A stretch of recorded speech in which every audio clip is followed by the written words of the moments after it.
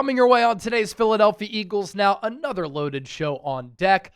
According to ESPN NFL insider Jeremy Fowler, he reports that the Eagles might not be done in trying to upgrade the cornerback room, and he's not ruling out Howie Roseman making another trade.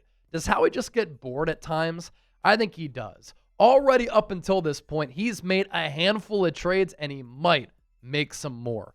Also, on the back half of the show, we're going to open up the floor and take some questions from some of our real ones and loyal subscribers for a little bit of a mailbag. Speaking of our subscribers, become one and become a member today if you want the best, most elite, most insightful, informative, entertaining, thought-provoking Eagles content right here on YouTube. Lock us in and subscribe, but also we'll be live for our Eagles-Buccaneers watch party. Let's get to 131,000 subscribers, and I hope to see all of the real ones on Sunday for Week 4. All right, so I was doing some show prep, trying to figure out what we were going to talk about here on our live show on Philadelphia Eagles Now, and I came across this ESPN article, and the headline reads as such: NFL Week 4 latest buzz, questions, news, and fantasy tips. And it was put together by two ESPN NFL insiders, Jeremy Fowler and Dan Graziano. So what I did, if you have a Mac, this is a great shortcut, Command F, Command Find, and I typed in Eagles to see where this article mentioned the Eagles. And this section came up. Which team most needs to be active in the trade market? And Jeremy Fowler has this snippet here talking about the Eagles potentially making a move. And here's how it reads. Jeremy Fowler on the Birds. Injuries over the next month could be the big determining factor. But I usually start these conversations with the most aggressive general managers. Philadelphia's Howie Roseman, Houston's Nick Caserio. They have been among the most active deal makers in recent years. While Roseman is usually trying to add, Caserio and the 0-3 Texans could be a few losses away from wanting to deal players for picks. I still think the Eagles might not be done at cornerback, and they could survey the market. And as we know with this Eagles team heading into Week 4, and as the season has progressed, the early goings of it, cornerback 2 continues to be a problem. This is an Eagles team that defensively right now is banged up. And obviously, losing Nolan Smith to IR is really going to hurt this pass rush, which can in turn hurt the back end if the back end can't hold up, because it's really difficult to defend wide receivers, tight ends, and running backs if your front can't get home. But with this Eagles team being in that Super Bowl window and knowing that they're going to be facing some high-octane offenses the rest of the year, and of course in the playoffs if they make it there, and I think they do they have to shore up a weakness in the secondary? Can you trust Adoree Jackson, who's banged up right now, Jacorian Bennett, who's on injured reserve, Mac McWilliams, or Keely Ringo, who are some of the backups, Perry Nickerson, who just got added to the active roster? You love Quinyon Mitchell and Cooper DeJean as players. Mitchell starting to travel a little bit more. He did that with Devontae Adams in Week 3. DeJean playing in the slot. I like him there because that allows him to impact the game in a variety of ways all over the field, because he's not having to just play on the outside. You could play him on the inside, outside, at safety. You can use him as a hybrid linebacker. You can use him around the line of scrimmage. That's playing to his strengths. But the Adoree Jackson, Jacorian Bennett, Keely Ringo, Mac McWilliams concerns at corner 2 on the outside are certainly real. And Adoree Jackson has really struggled in 2025. There's a reason why Eagles fans are like, yeah, the Eagles need to upgrade corner 2. His overall Pro Football Focus grade, 42.7. That ranks 145th of 158 corners in the league after 3 weeks. His coverage grade, 41.3. That's 137. Passer rating allowed, 93.3. That ranks 67th. Missed tackles, he's missed a few. 3 of them already. That ranks 135th. To his credit, does have a couple of pass breakups. He ranks 14th there with 2 of them. And he's given up 11 catches. That ranks 16th. Again, you really like Quinyon Mitchell and Cooper DeJean. And to start the year, Quinyon's PFF grades haven't been great. I think a big reason for that, he had some lapses in coverage Week 1 against Dallas, and CeeDee Lamb beat him a couple of times. But man, what he was able to do in week 3 was highly impressive, and more on that in a moment. Quinyon, though, eye test-wise, he's passed the test for me. Pro Football Focus overall grade of 60.2, coverage grade 59.8, pass rating allowed solid at 67.1. Doesn't have a pass breakup. Those numbers coming on 118 coverage snaps. For DeJean, when I watched the tape for DeJean and Mitchell, I think they've both played really, really good football. DeJean grades out a little bit better, according to PFF, and obviously you always have to take these numbers with a grain of salt. 70.9 overall grade for Coop. 73.9 coverage grade. Passer rating allowed of 116.1. He does have a pass breakup, and like Mitchell, been on the field a lot. 114 coverage snaps. But the next-gen stats on Quinyon against the Rams, beautiful. This is what you want to see. Vic Fangio started to test out him traveling with top wide receivers in camp, whether it be against A.J. Brown, DeVonta Smith, or in some of the joint practices. And this is what the elite corners do. They follow some of the top wide receivers in the game. And Quinyon, according to Next Gen Stats, shadowed Davante Adams on 27 of 34 routes in week 3, 79.4% of the time.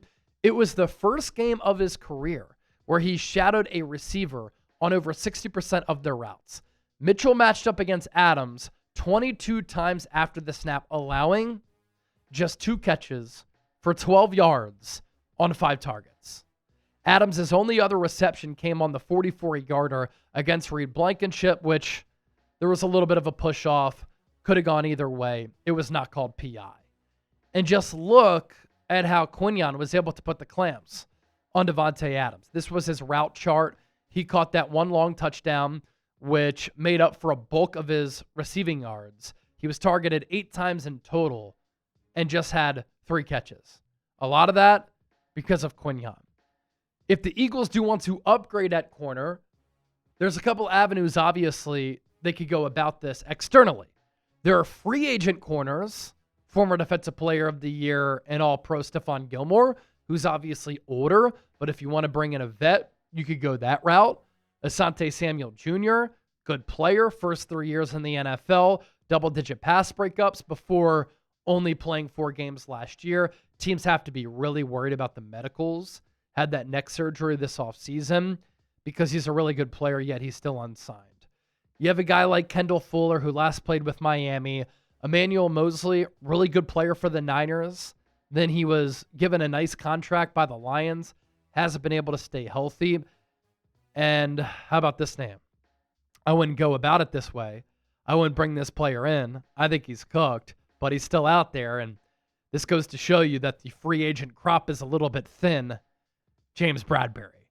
As for some trade targets for the Eagles, I'm looking at some teams that have struggled to start the year.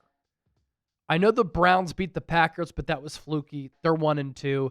They could look to sell toward the NFL trade deadline. They have 2 really good corners. Greg Newsome out of Northwestern, Denzel Ward, Ohio State. A team like the Giants, they're 0-3. Their schedule does not get any easier. Coming up, they play the Chargers. Then they have 2 games in 3 weeks against the Eagles here. In the not-too-distant future, Deonte Banks. Now, he struggled a little bit, but the Eagles have shown with their talent, with their coaching staff, with their player development program, they can elevate some players with pedigree. Riley Moss. The internet would lose its mind if the Eagles had 3 white DBs in the secondary. Riley Moss at times has played really well. This year, though, he's been getting burnt a lot for Denver, and his snaps kind of going down. And this would take a financial commitment, but L'Jarius Sneed of the Tennessee Titans. The Titans are 0-3. Going into last year, they gave him a huge contract to pry him away from Kansas City. Barely played in 2024. This year, though, has a few pass breakups, and he could look to just go somewhere else where he can win. And the Titans could say, our regime did not sign him to that deal. We'll eat a lot of that salary. And if that happens, Howie Roseman could be interested here. So what say you? Do the Eagles need to trade for a corner? T for trade, P for pass. Unfortunate for Jacorian Bennett. He's been injured a lot the first 2 years of his career. Now he's on injured reserve a lot more. Let me know down in the comments section. That is your prompt. We'll get to your questions on the other side. But today's Philadelphia Eagles Now, sponsored by our friends at PrizePicks. Get $50 in lineups when you play your first $5 lineup at prizepicks.com/CLNS. This is the #1 daily fantasy sports app. You can win big up to 2,000 times your money. PrizePicks is simple to play. Just pick more or less on 2 to 6 player stat projections. If you get your picks right, you could cash in. This is the best way to get action on sports all across the country. And with PrizePicks, show me that you know ball. Turn your takes into cash. Which players are going off, which ones aren't. Make your picks in less than 60 seconds and join the millions of users by signing up today. PrizePicks also puts their users first. All withdrawals, fast, safe, and secure. PrizePicks offers Venmo, Apple Pay, MasterCard, and more for quick and easy deposits into your account this football season. Now we have a 3-pick power play here. Let's go with A.J. Brown to find the end zone against Tampa Bay, more than a half rushing or receiving touchdown. Bucky Irving, more than 61.5 rushing yards. He's played very well against the Eagles. Eagles are going to have to tackle well. And then Jalen Hurts, this is the special this week, more than a half passing yard. New users, play $5, get $50 instantly in lineups. Real money sports action made easy. Claim your $50 now. All right, excited to take your questions, so let's rip that portion of the show. This is Philadelphia Eagles Now. My name is Chase Sr. As always, I always enjoy chopping it up with all of you. So let's take some questions from our real ones and our subscribers, talking all things Eagles, because on this channel, that's what we do every single day. $5 super chat coming in from Denise Wills. What do you make of Nolan Smith on injured reserve? Does this impact Zadarius Smith? Jacorian Bennett not impressing Vic Fangio. Sidney Brown still not playing with more control. All right, so obviously a lot to get to there with Denise's questions. For Nolan Smith, this sucks for the Eagles. He's a blossoming young player who had that massive leap from year 1 in 2023 to year 2 in 2024. He went from 1 sack to 6.5 sacks in the playoffs. He had 4 sacks. It led all players in the postseason. He plays with such great twitch, bend, and explosiveness at the snap, but he's also one of the best and I think most underrated edge setters against the run in the NFL. And he plays with so much violence. Now, in case you missed it, the news is he tweaked the triceps that he tore in the Super Bowl. I always thought, man, it's pretty impressive that he came back so soon because he was ready for the start of training camp. The good news is doesn't require surgery. The bad news is he's now been injured a lot. At Georgia, he was banged up. After his rookie year, got a shoulder surgery. Second year, triceps. Third year, triceps again. And he's one of the leaders of this Eagles team. He's a heartbeat of this Eagles team. He's extension eligible after this year. I imagine Howie's like, man, it's pretty risky to financially commit to a player who's been injured a lot, but he's such an intriguing young player. And he's still young. And hopefully this is more so bad luck than him being injury prone, but this impacts severely the Eagles defense, no doubt about it. As for Zadarius Smith, he's going to get more snaps without Nolan Smith playing. Jalen Hunt will have a bigger role. Obu Okoronkwo, Azeez Ojulari, they've been healthy scratches to start the year. I imagine they're going to be active on Sunday against Tampa Bay. A player like Patrick Johnson might be active as well. He was not active against the Rams. And so you're going to rely on those other players to really step up, play better.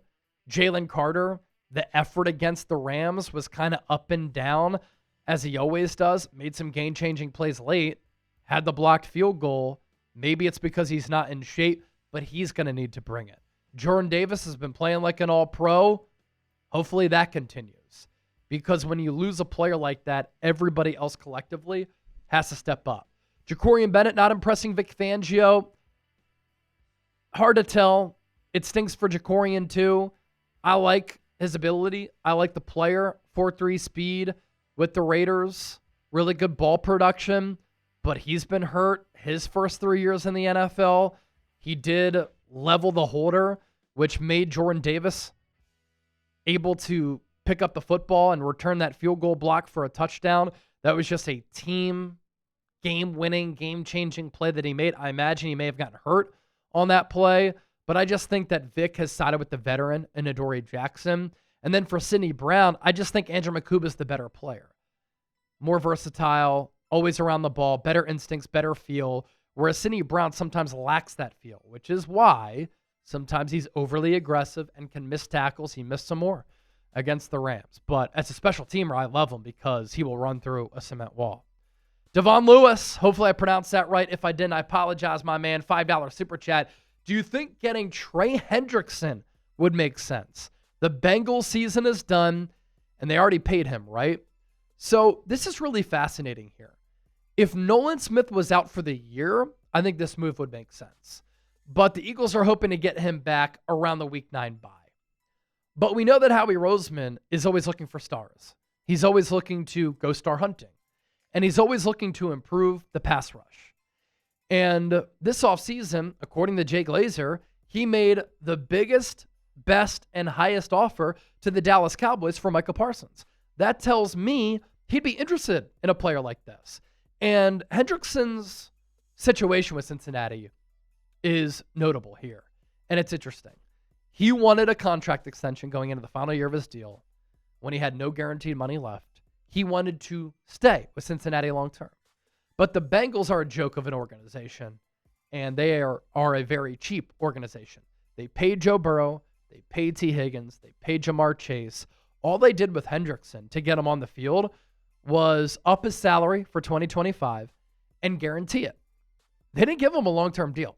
So clearly, he is not in their plans. He could also be a trade candidate going into the NFL trade deadline because Joe Burrow is out until December. He's injured again. Can we consider Burrow, by the way, as a top 5 guy if he's always hurt? I think he's outside of that window right now. Special player when healthy, but he's out with turf toe surgery until December. Jake Browning is cheeks. He stinks. The Bengals are not going to be contending for a playoff spot by the time that Burrow comes back, even by the time of the deadline. So do the Bengals look to get some value back for a player who I don't think is going to be on the team next year instead of losing him in free agency for nothing?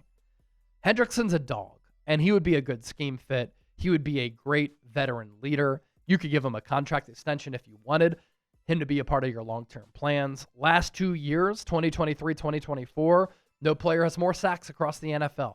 17 and a half the last 2 years. And to start this year, he's been tremendous. So I don't think right now, but I think as we get closer to the deadline, depending on where the Eagles are, health-wise, record-wise, playing-wise, as far as what needs they might have, Hendrickson becomes very, very interesting. The Thunder Hounds. Do you think there's even a bigger chance now that we try to trade for Denzel Ward? So my same reasoning for why the Eagles could target a player like Hendrickson does kind of apply for Denzel Ward too, right? If the Browns continue to lose, like the Bengals continue to lose, do those teams sell at the deadline? Do those teams look to get draft capital back to help them with cost-controlled assets rebuild a little bit? But also on that same token of what I said with Hendrickson, see how Keely Ringo plays this week. See how Mac McWilliams fares. Do you get anything from Perry Nickerson? Do you try to see how those players perform and try to be cap sufficient instead of making a move for a player like Ward, who's obviously expensive? See how you perform where you're at going into the deadline. And over the next several weeks, keep tabs on how the team is performing. And whatever weaknesses you might have, think about that going into the deadline, and then maybe then you make a move. And obviously, it depends on what the teams want and are doing and how they're performing.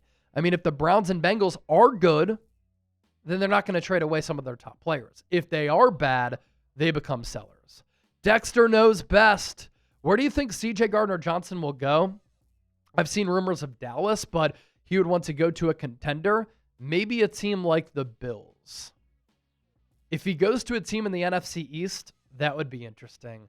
And obviously, he would be very fired up to play the Philadelphia Eagles because he is a player who plays with a lot of emotion. He's a very spirited guy. And sometimes that can make him be great. Sometimes that can be a downfall. Him speaking his mind, being honest, being emotional, and keeping it a buck. Probably why he's been on 5 teams in 7 years. It can be a positive. It can be a negative. But teams that make sense to me, a team like the Pittsburgh Steelers, although they're getting some reinforcements back in that secondary, Mike Tomlin, I think, would be able to deal with a player like this. He's very good at handling those types of personalities. A team like Washington makes a lot of sense. It checks off a box that you mentioned, them being a contender, and they have some needs at the safety spot. Their defenses have underperformed.